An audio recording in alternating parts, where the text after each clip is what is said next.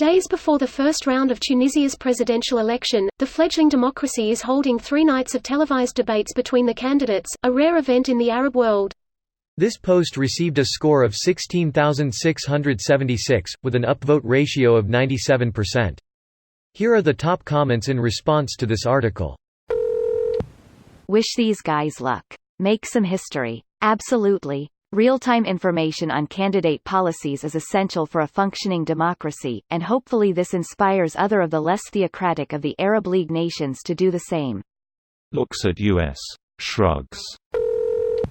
This is really huge. No doubt at least one candidate will appear like a total buffoon. That's not a problem unless the buffoon will be elected smiley face.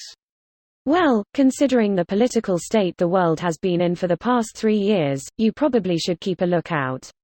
Yeah, that's why I really felt the need to add the smiley to lighten things up a bit. Smiley face. You can't tell by the dead eyes behind the smile. Smiley face. __.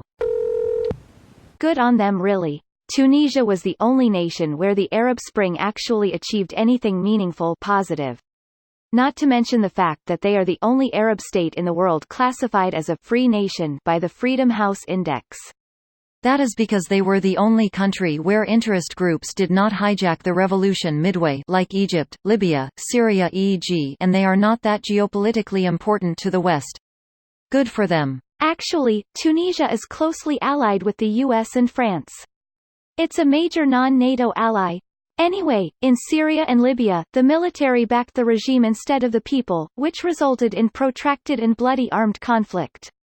This resulted, in Syria, in the radicalization of much of the opposition. In Libya, it meant that there were a shit ton of militias left lying around after Gaddafi was defeated, which led to a great deal of instability. Throughout history, Tunisia was the best Arab country when it comes to diplomacy, especially during Bourguiba time.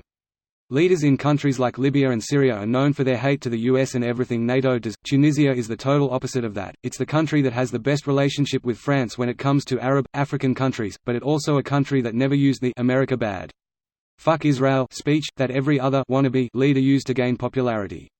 Finally, when it comes to overall freedom, especially women rights, Tunisia is by far the leader in the MENA region. Hell, even Michael Moore used Tunisia as an example in his Where to Invade Next documentary. I was purely shocked that Tunisia had a well-established abortion law and almost free women health care system, when the United States still fighting to get there.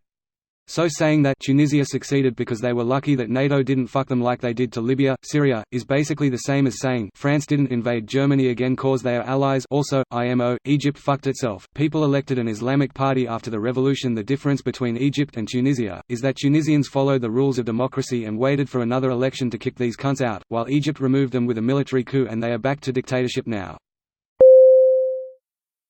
This video was automatically created by Reddit to speech. The article and comments in this video were selected from Reddit according to their upvotes, and any paraphrasing was performed by smmry.com, without any human intervention.